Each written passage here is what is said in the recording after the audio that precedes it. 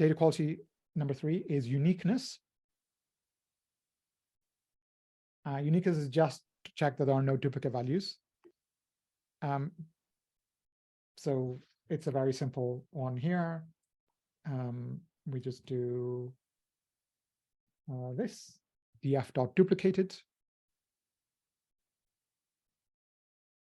Make it simpler.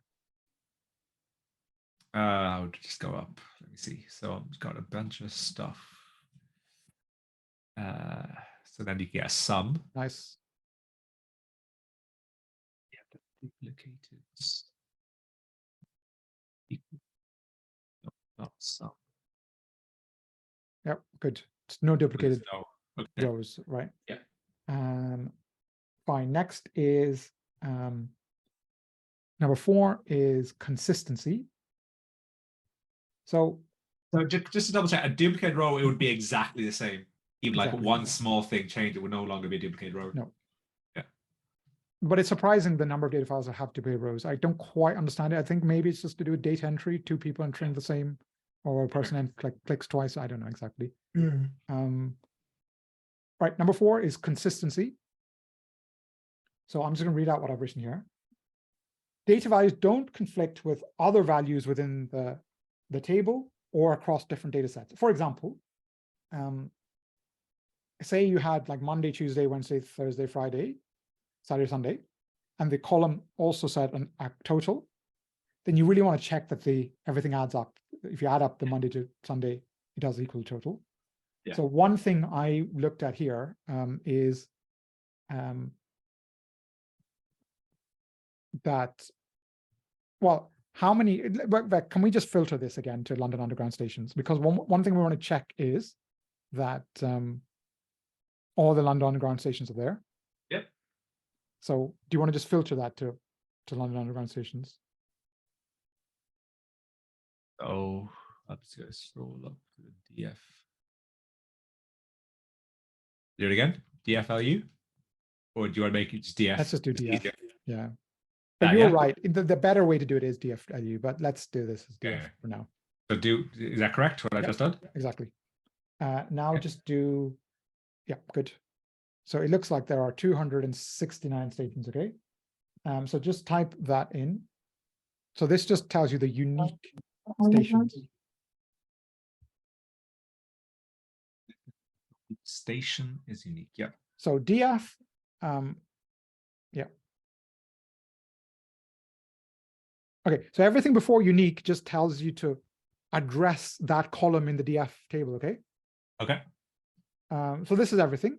And one other thing you can do is maybe just do in the next line. This is a standard Python command, len. Sorry, what's this saying? This is showing each unique station? Yes. Okay. But so if there were 2 altogether east, but we already know there's no duplicate. Oh, no, because it could be a duplicate row because there could be 2 altogether east with slightly different information in the row. Yeah. Yep.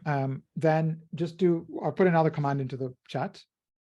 So standard command len for various different Python objects is just the length of that object. Yeah.